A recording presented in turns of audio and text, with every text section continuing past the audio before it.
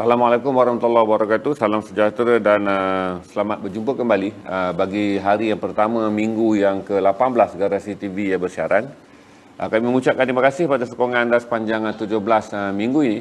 Dan juga saya mengucapkan terima kasih walaupun semalam Garasi bercuti pada Isnin, tetapi 3 posting artikel yang kita naikkan kembali mendapat sambutan. Saya mengucapkan terima kasih kepada lebih 600 orang yang memberi perhatian kepada story mengenai Tan Sri Sertani Fernandes, juga story mengenai Kromok, story mengenai Rock On, dan juga story mengenai mydenim.org. Secara totalnya kira-kira 2,000 lebih orang mengambil bahagian partisipasi dalam 4 artikel yang diturunkan, sama ada saudara memberi like, saudara memberi komen, ataupun saudara membaca artikel yang diturunkan. Itu jarang berlaku di mana kita mendapat komitmen 2,500 orang lebih pada satu hari saja bagi 4 bahan yang saya turunkan berturut-turut, bagi memastikan apabila hari Isnin kita tak ada live, saudara masih lagi boleh berinteraksi secara konsisten dengan Facebook Garasi TV melalui perkongsian. Antaranya adalah saya akan menumpukan perkongsian kepada isu semasa, dan selebihnya apa yang berlaku dalam community jeans. Ramai yang semalam juga PM untuk kami menjemput orang itu, dan orang ini, sebahagian daripada orang tersebut yang nak dijemput juga telah memberi reaksi di dalam komen bahawa mereka bersetuju. InsyaAllah saya akan minta admin menghubungi anda. Manakala bagi kumpulan-kumpulan community jeans yang mahukan saya mempromosi community mereka, insyaAllah saya akan lakukan. Kalau tengok daripada respon Rock On dan juga respon mydenim.org, memang ramai yang memberi respon. Berarti saya rasa aliran trafik untuk mengikuti perkembangan secara komuniti akan berlaku dengan banyak, kerana ramai pengikut-pengikut ramai rakan Garasi TV sedang mencari komuniti untuk mereka sertai, bagi membolehkan mereka mendapat lebih pendedahan, pergaulan dan juga pengetahuan mengenai jeans, tidak sahaja melalui sesi Garasi tetapi melalui pergaulan secara maya apabila mereka menjadi rakan bagi kumpulan-kumpulan Facebook yang menumpukan yang membentuk komuniti jeans di seluruh negara. Saya juga mengucapkan terima kasih kepada mereka yang membantu trafik minggu lepas. Walaupun 2 minggu betul-betul kami mengalami aliran trafik yang sangat perlahan, iaitu pada minggu 16 hanya 1,500 dan pada minggu lepas, minggu ke-17 hanya 1,200 dan lebih sedikit aliran trafik, berbeza dengan 3 minggu sebelumnya, iaitu minggu 12, 13 dan 14. Aliran trafik adalah 5,000 seminggu. Ini mungkin perkara biasa kerana saya juga menyaksikan live di semua sesi Facebook Live. Memang berlaku kemerosotan mendadak di semua Facebook Live, terutama Facebook Live yang berkaitan dengan dunia bandar.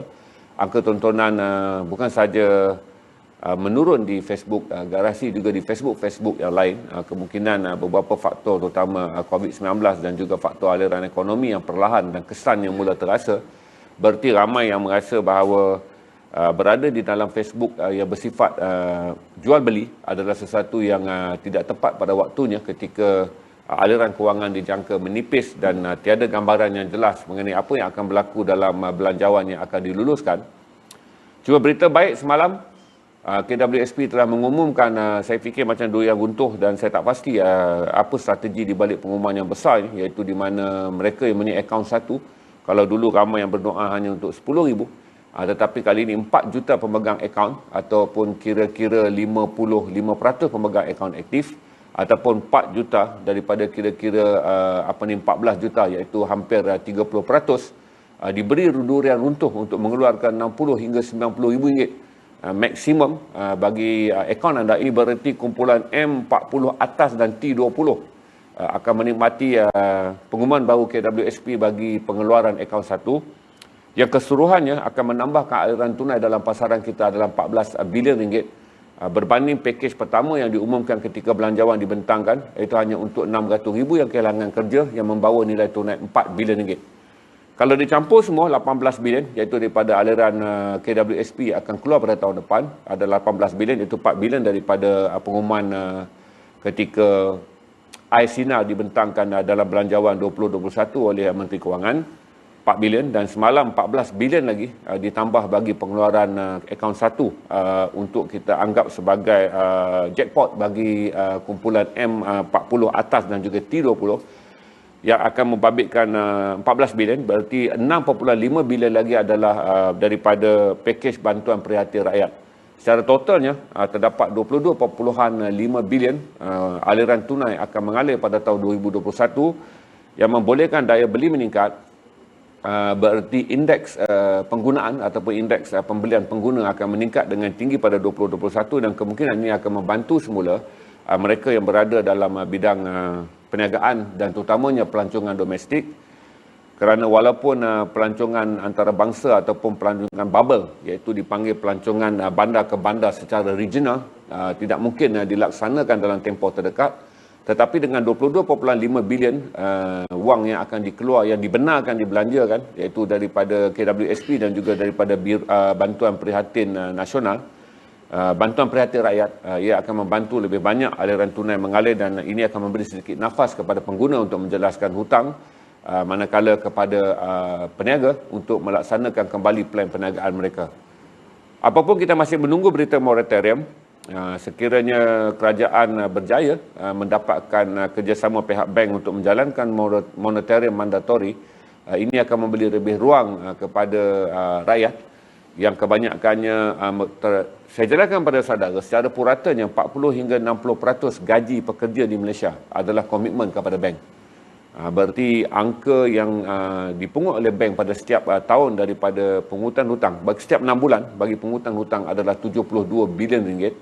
Ini salah satu daripada yang kita kata kiri dan kanan pihak perbankan mungkin akan merasa tertekan dan terdesak sekiranya mereka terpaksa melanjutkan lagi moratorium dan kehilangan lagi 72 bilion kutipan cukai bagi kutipan hutang bagi penjadualan 6 bulan pertama Januari sekiranya kerajaan mengambil langkah ini.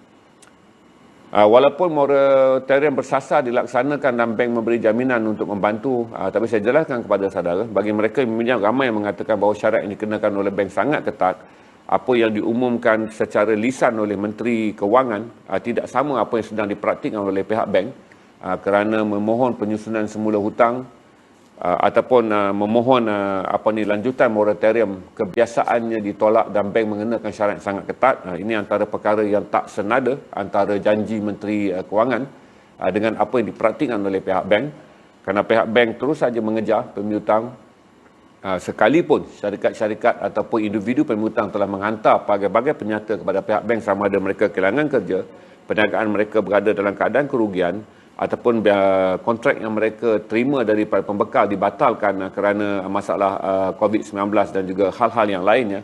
Pihak bank masih lagi tidak mahu mencapai persetujuan melalui moratorium tetapi menganjurkan pemotongan bayaran bulanan yang kadarnya masih tinggi dan masih membebankan bagi mereka yang sebenarnya kehilangan langsung pendapatan apabila mereka kehilangan pekerjaan atau perniagaan yang merudum hingga 80%. Ada perniagaan yang hanya mencapai 20% sahaja hasil berbanding sebelum datang COVID-19.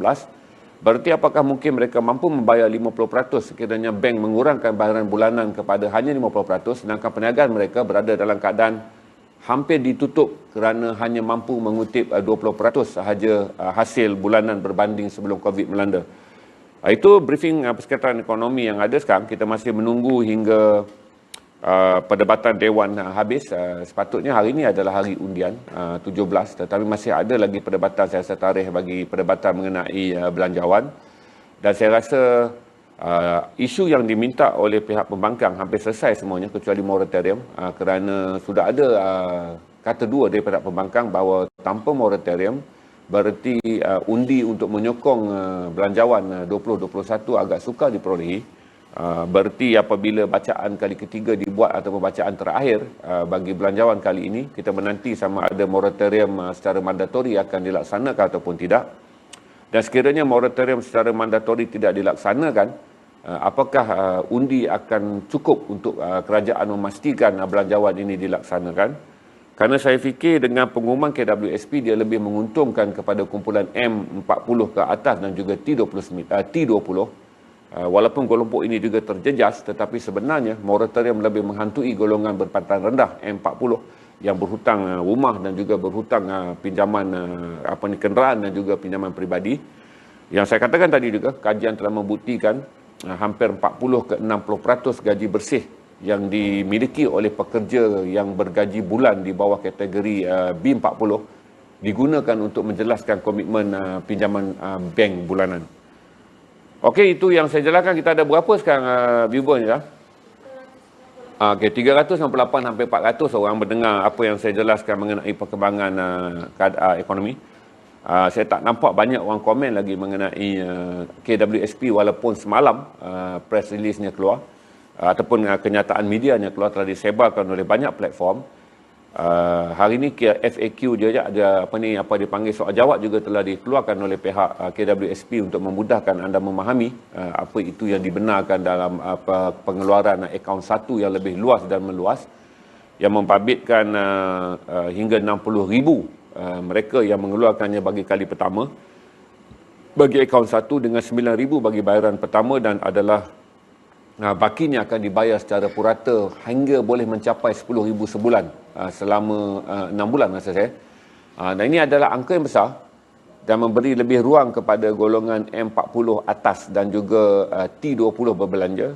Cuma saya fikir kata dia bukanlah berita yang masih baik untuk mereka yang berada di bawah kategori B40. Untuk penjelasan saudara, 54% daripada penyimpan aktif ataupun 7.88 juta akaun KWSP bagi mereka yang mencapai usia 54 tahun. Simpanan yang ada pada mereka adalah kurang 50,000. Ini menggambarkan bahawa pengeluaran besar-besaran adalah bagi akaun yang mereka mungkin mempunyai simpanan antara 400,000 hingga 1 juta lebih. Tetapi bagi mereka yang saya katakan tadi, iaitu 54% daripada penyimpan sebenarnya memiliki wang yang kurang daripada RM50,000, dan 27% angka adalah mereka yang mempunyai simpanan kurang RM5,000 di dalam KWSP. Jadi walaupun totalnya 14 juta lebih orang mencarum dalam KWSP, tetapi jumlah pencarum yang memiliki simpanan kurang RM5,000 adalah sangat besar. Tuan-tuan dan puan-puan, saya juga ingin menjelaskan kepada saudara mengenai sebelum kita pergi pada berniaga, saya rasa barang petang ni kita akan naik banyakkan combo je. Saya tak banyak item, kita akan naikkan combo terpilih. Sama ada $100, $80. Saya akan tengok kualiti kain. Rasanya insyaAllah kita akan ada item tapi tak banyak, tapi combo yang saya akan naikkan banyak, dan combo adalah combo terpilih. Berarti kain-kain yang dinaikkan adalah kain yang cantik dan terpilih.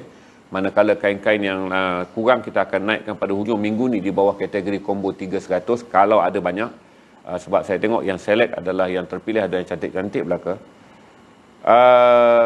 Saya rasa kita nak pergi ke jualan ataupun saudara masih lagi nak share persekitaran ekonomi. Kalau nak share persekitaran ekonomi, saya boleh share beberapa perkara pada saudara. Okey. Saya akan share juga pada saudara mengenai apa yang disebut sebagai miskin bandar. Adalah istilah yang lama yang saya kata sebut selepas ni akan dipanggil sebagai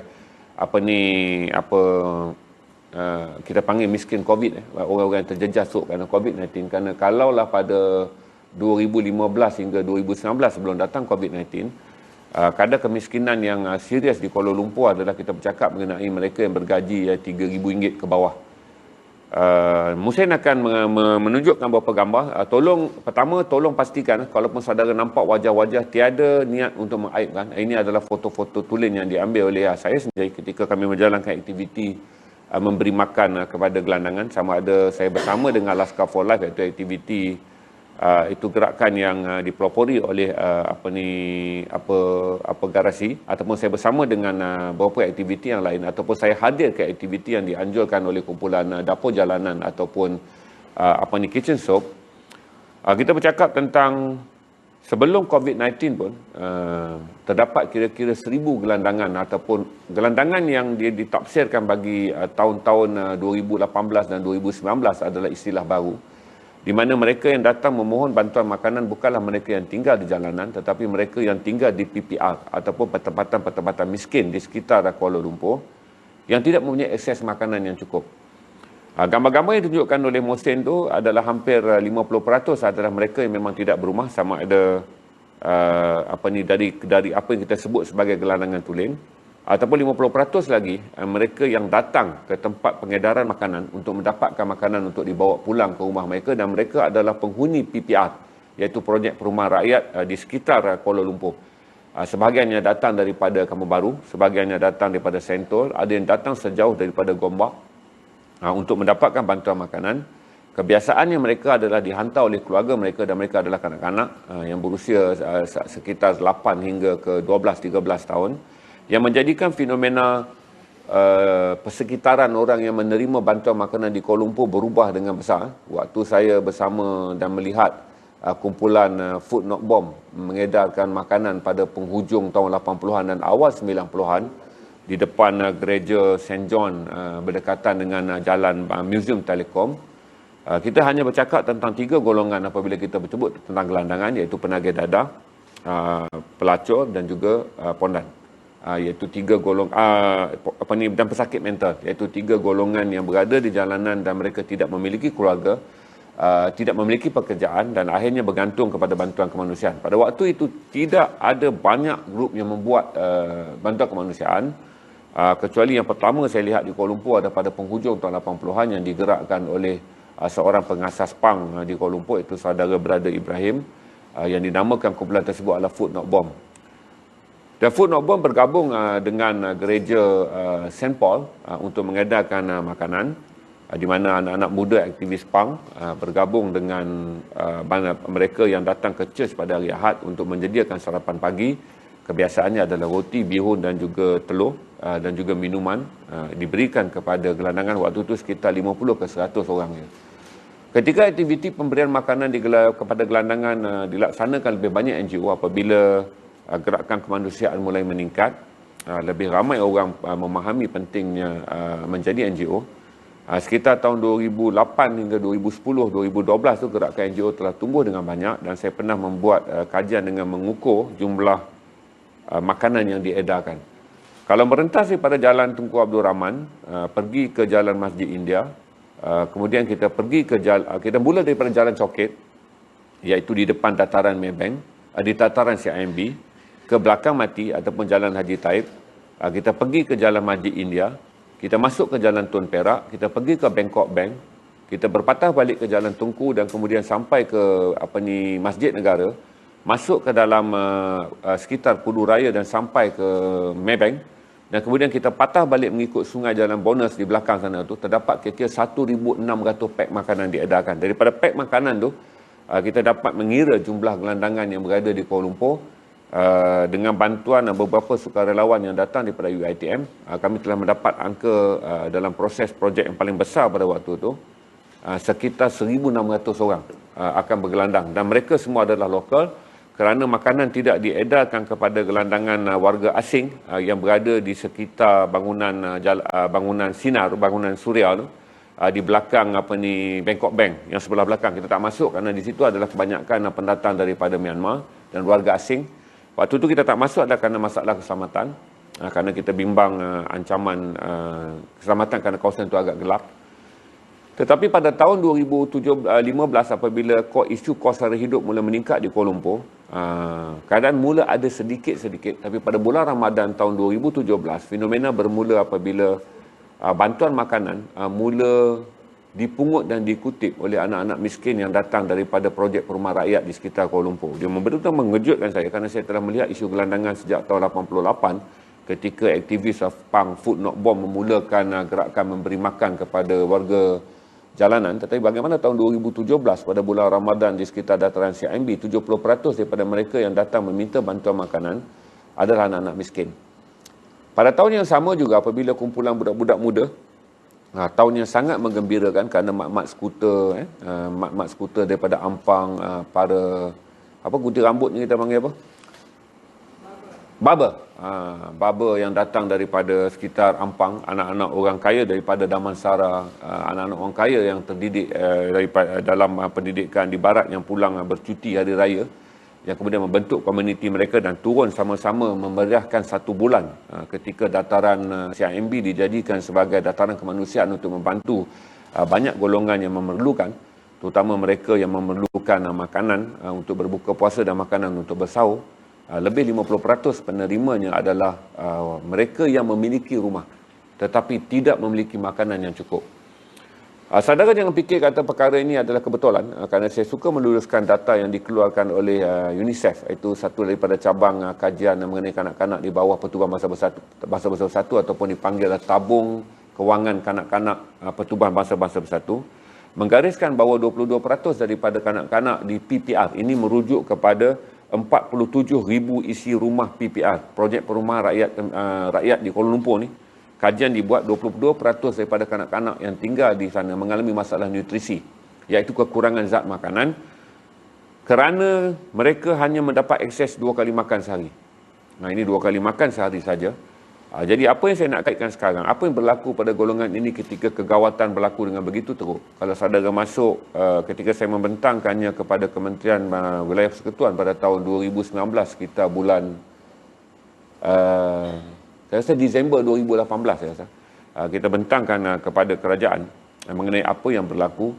Ketika kajian itu dibuat, masih terdapat mereka yang bekerja walaupun gaji pokok paling rendah dibenarkan oleh kerajaan adalah RM1,200, tetapi banyak pekerja-pekerja yang bekerja telah ditipu oleh majikan dengan majikan menggunakan kadar bayaran gaji harian, di mana pekerja tidak diserapkan sebagai pekerja tetap, tetapi diambil bekerja dengan kerja yang dilakukan secara konsisten, iaitu 26 hari sebulan, iaitu hanya bercuti pada hari Minggu, tetapi dibayar gaji hari, dan setelah ditotal gaji hari mereka, pendapatan mereka hanyalah sekitar RM1,800 ke RM1,900. Ini antara beberapa penipuan yang dilaksanakan dan menyebabkan ramai orang yang berada dalam isi rumah di PPR yang bekerja secara rencam ataupun sebenarnya mempunyai kerja tetap. Kerjanya sebagai pencuci, kerjanya sebagai penyapu sampah. Tetapi majikan telah memanipulasi kontrak dengan memberikan kontrak pada mereka dengan gaji hari, menyebabkan walaupun mereka bekerja 24 ataupun 26 hari sebulan, gaji mereka apabila dihitung secara gaji hari yang kemudiannya dibayar secara bulanan. Ini adalah gambaran betapa kejamnya majikan-majikan yang menerima kontrak daripada Dewan Bandaraya Kuala Lumpur yang kemudiannya memanipulasi sistem pembayaran gaji dengan alasan bahawa kontrak yang diberikan oleh pihak DBKL adalah rendah. Apabila kontrak diberikan dengan jumlah yang rendah, mereka terpaksa memanipulasi pekerja dengan merendahkan gaji pekerja dengan konsep gaji hari dan tiada gaji bulan. Jadi ramai yang kami interview menggambarkan bahawa cara mereka mengendalikan makanan adalah dengan membeli beras yang banyak dan juga ikan masin yang banyak. Hingga bagi tahun 2018, apabila saya merakamkan video untuk dibentangkan kepada lebih kurang 200 orang pembuat keputusan dan pembuat dasar untuk mendengar apa itu kemiskinan yang sebenar, sebahagian daripada, banyak yang diwawancara menggambarkan makan ayam dan makan daging adalah satu yang sangat istimewa. Ini membuatkan saya ingat seperti dalam penjara. Bila penjara kan seminggu sekali je anda boleh makan banduan, seminggu sekali je mereka akan dapat makan ayam, atau seminggu sekali yang lain mereka akan makan daging. Tapi itulah gambaran kehidupan kepada 28,000. Kenapa saya ambil angka 28,000 daripada 47,000 total isi rumah PPR? Kerana 28,000 ini adalah golongan yang berhutang dengan pihak DBKL sebanyak RM58 juta, iaitu mereka tak mampu menjelaskan sewa bulan, iaitu RM124 kerana kekangan kemiskinan. Dan 28,000 isi rumah inilah yang berhutang antara 1 tahun hingga 8 bulan tanpa mampu membayar sewa. Walaupun saudara mungkin berprasangka dengan mengatakan wang itu dibelanjakan untuk perkara yang lain, saya fikir itu prasangka. Kerana saya menjalankan kajian detail, masuk ke rumah dan memilih beberapa random untuk diwawancara. Memang wujud ketidakupayaan membayar sewa rumah, kerana bagi mereka yang menerima gaji bulan 900, ada yang menerima hanya 1,800 dengan memiliki 4 anak, dengan memiliki 3 anak yang bekerja, dengan memiliki isi rumah yang sakit dan memerlukan rawatan kesihatan kerana mereka bekerja secara kontrak gaji harian, maka majikan tidak akan memberikan mereka biaya rawatan. Berarti biaya rawatan akan menggunakan wang saku mereka sendiri. Saya boleh bayangkan kepada saudara apabila COVID melanda, kebanyakan golongan ini akan lebih terancam, dan saya percaya bahawa kebuluran sedang berlaku. Saya percaya kebuluran sedang berlaku di PPR. Ini perkara yang tak dapat dielakkan, kerana kalau mengikut data apabila kos sara hidup meningkat pada tahun 2013 dan memuncak pada 2015, dan kami mula menemukan orang-orang yang tinggal di PPR memungut makanan di tepi jalan bersama gelandangan dan juga bekas penagih dadah dan juga pelacur tua atau pondan tua yang tidak lagi mempunyai keluarga dan tiada lagi tempat untuk mencari punca pendapatan. Tetapi ramai yang datang, hampir 50% yang datang adalah kanak-kanak yang dihantar oleh ibu bapa daripada keluarga miskin PPR untuk mendapatkan bantuan makanan. Ini ketara sekali pada bulan Ramadan, di mana pada setiap bulan Ramadan, terutama pada minggu terakhir, apabila NGO mula menurunkan pakaian-pakaian yang dibekalkan oleh mereka yang ingin memberikan pakaian kepada golongan miskin, hampir 80% yang memungut pakaian adalah mereka yang datang daripada PPR.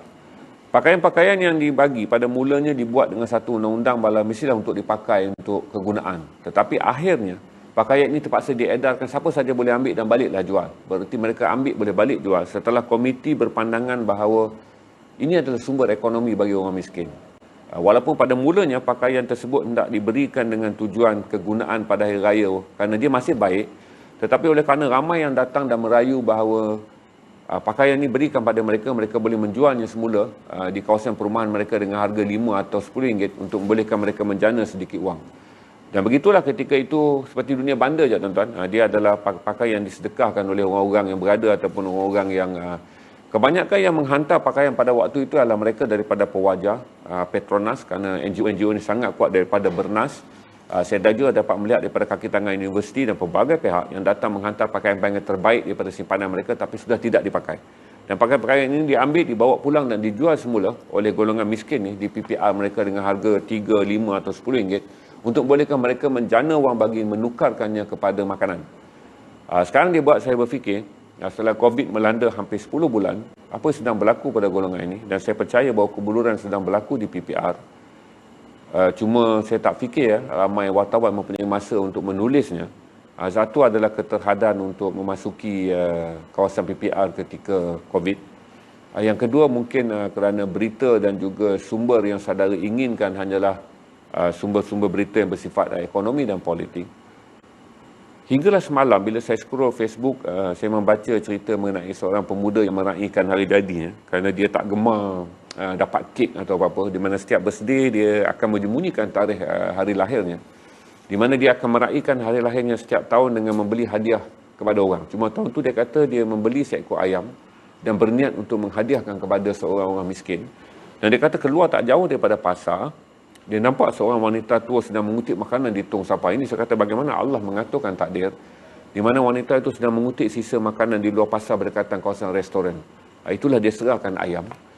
Dan dia memberikan barang kepada saya, walaupun itu satu kes yang dibangkitkan oleh seorang Facebooker yang prihatin untuk berkongsi. Bagusnya Facebooker ni, dia tak siarkan kalau makcik tu dia blurkan. Itu satu benda yang saya puji. Dan kemudian dia bagi dan dia nyatakan secara detail dialog dia. Saya tengok beribu like. Saya rasa itu satu yang bagus juga, di mana komuniti FB juga komuniti yang concern untuk prihatin. Dan saya tengok banyak sangat komen. Semua orang komen dengan kesedaran mengatakan bahawa bagaimana kemiskinan tersembunyi. Berarti apabila kita ingin membantu orang miskin dalam keadaan COVID-19, kita tidak tahu siapa sebenarnya. Kerana bangunan-bangunan batu yang dibina di kawasan PPR menjadikan apa yang berada di dapur rumah mereka tersembunyi daripada penglihatan kita. Kalau gelandangan senang tuan-tuan, gelandangan kita nampak mereka tidur di tepi jalan, kita tahu dia tak ada apa. Kita jumpa, kita bagi duit, kita beli makanan. Tetapi bagaimana kita nak bercakap tentang 28,000 isi rumah yang saya kata tinggal di 47,000 unit PPR di sekitar Kuala Lumpur dan mungkin juga di kawasan saudara di Johor Bahru di mana-mana. Kerana kajian saya yang terperinci saya buat adalah untuk Kuala Lumpur saja ketika saya menjadi konsultan untuk membentangkan kertas kerja kepada 200 pembuat dasar di Kementerian Wilayah Persekutuan. Saya rasa dia banyak, cuma bagaimana kita nak mengendalikan kemiskinan ketika semua orang merasa dirinya miskin. Berarti sekarang ni kalau saudara lihat, saya lihat cara orang berteriak di Facebook. Semua orang berteriak dengan mengatakan dirinya miskin. Walaupun sebenarnya apa yang kita sebut adalah mereka yang mengalami memerlukan kewangan yang lebih untuk menselesakan kembali atau menstabilkan kembali kedudukan ekonomi mereka. Tapi bagaimana mereka yang berada dalam paras kemiskinan yang sebenar, yang sebenarnya mungkin jiran kita, mungkin tetangga kita, mungkin saudara kita. Itu saja saya share hari ini untuk saudara lihat tentang krisis kemiskinan yang saya jangka sedang memuncak dan saya percaya waktu sekarang sedang menonton. Saya mungkin lapar kerana belum berkesempatan makan, tetapi mungkin ramai orang yang lapar sejak semalam dan hari ini tak makan, kerana saya tak fikir kata dalam COVID apabila pembuangan pekerja berlaku, kebanyakan mereka yang tinggal PPR dan menjadi pekerja rencam, mereka bukanlah pekerja yang mahir. Apabila mereka kehilangan satu pekerjaan dengan skill mereka yang terhad, mereka mungkin tidak akan mendapat pekerjaan yang baru. Ketika kutipan zakat juga berkurangan, apabila ramai peniaga dan ramai individu kehilangan pendapatan, berarti pembayaran zakat juga berkurangan. Apabila zakat berkurangan, asnaf yang akan menerima bantuan juga akan menerima kurang bantuan kerana pungutan zakat yang menguncup dan berkurangan. Dan ini akan memberikan kita tahun 2020 ini sebagai tahun penuh kesedihan. 2021 sekiranya tiada berita baik mengenai COVID-19, dia akan meletakkan kita lagi dalam tahun kedukaan. Sebab itu saya ingatkan saudara, dengan meningkatnya R0 di Kuala Lumpur, terutama Lembah Kelang, di mana telah wujud ura-ura semalam bahawa Lembah Kelang mungkin dikenakan semula PKP penuh seperti 18 Mac, kerana angka jangkitan telah pun melebihi daripada Sabah. Walaupun telah melaksanakan 3 minggu PKP bersyarat, tetapi tiada tanda-tanda Lembah Kelang menurun, malah daripada 70 naik ke 162, naik ke 200 dan sekarang telah mencecah 500 dan bermain pada paras 500, dan tak mustahil akan angka itu terus meningkat. Walaupun saya katakan pada saudara kan, apabila kita buat pemutusan rantaian COVID bagi aktiviti sosial, di mana aktiviti sosial dihentikan, tetapi sebenarnya aktiviti ekonomi yang menyebabkan COVID merebak. Kerana kita tak boleh menghentikan aktiviti ekonomi, kerana apabila kita hentikan aktiviti ekonomi, lumpuh. Tetapi aktiviti ekonomi lah yang menyebabkan COVID merebak. Top glove adalah aktiviti ekonomi. Ketika kluster 1 utama berlaku, dia adalah aktiviti ekonomi. Ketika kluster proton berlaku, dia adalah aktiviti ekonomi. Dan sekarang adalah kluster pembinaan, dia adalah aktiviti ekonomi. Semua kluster-kluster inilah yang kemudiannya menjadikan COVID meningkat dengan mendadak. Dan akhirnya kita berada di persimpangan dilema, sama ada meneruskan ekonomi untuk memastikan kita tidak mengalami renjatan dan kemuncupan mendadak, tetapi menerima hakikat bahawa angka jangkitan tidak akan turun ke paras yang kita inginkan, iaitu R0 0.3. Kuala Lumpur sekarang berada pada 2.5. Daripada 1.0 mendadak dalam tempoh 3-4 hari naik ke 2.5. Ataupun kalau kita mengambil PKP penuh, ramai yang berkata bahawa hanya zon merah yang mencipta kekacauan, tetapi seluruh Kuala Lumpur dan juga seluruh Selangor, industrinya akan terhenti, dan Kuala Lumpur dan Selangor menyumbangkan 30% daripada ekonomi Malaysia. Dan itu ada persoalan yang besar untuk dijawab.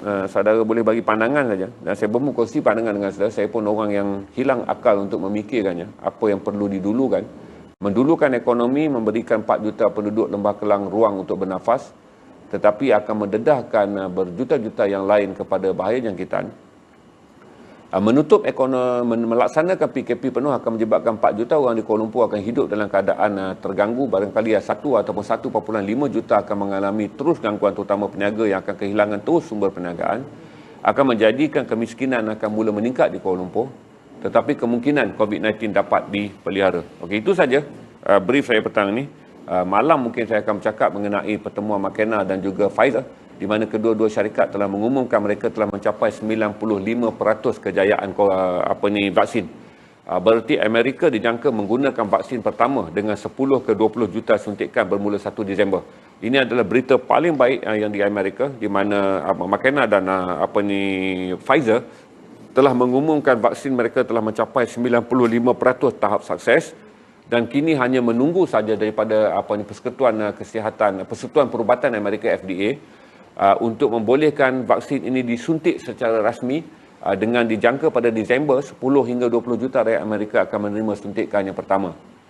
Sekiranya kejayaan ini berlaku, berarti tahun 2021 akan memberi gambaran yang lebih baik, kerana beberapa syarikat juga telah mengumumkan mereka juga telah mencapai tahap matang dalam menghasilkan vaksin ini, termasuk juga AstraZeneca dan juga Oxford University yang juga menemukan vaksin yang lebih awal. Kini dibangunkan di Australia, dan saya jangka 7 atau 8 syarikat termasuk juga biotech China, Sinovac Biotech akan mungkin mengumumkan mereka juga menemukan vaksin yang sesuai untuk digunakan. Dan sekiranya 7 atau 8 syarikat ini menemukan vaksin yang diterima pakai oleh FDA dan juga WHO, berarti akses untuk membolehkan kurang-kurangnya 1 bilion penduduk dunia menerima suntikan sepanjang 2021 ada cahaya dan juga ada potensinya. Okey.